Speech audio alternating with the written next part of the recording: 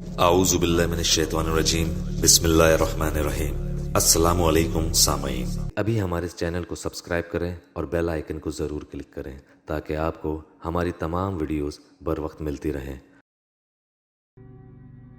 جب یہ سب لوگ یوسف کے پاس پہنچے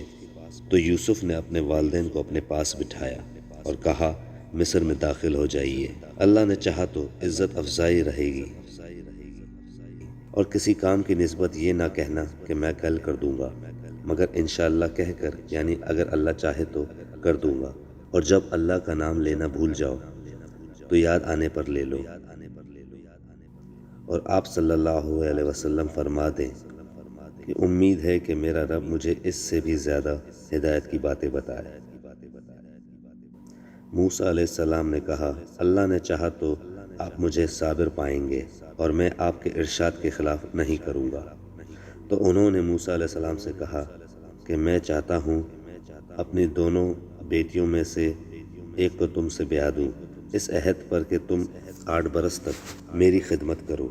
اور اگر 10 سال پورے کر دو تو تمہاری طرف سے احسان ہے، اور میں تم پر تکلیف ڈالنی نہیں چاہتا،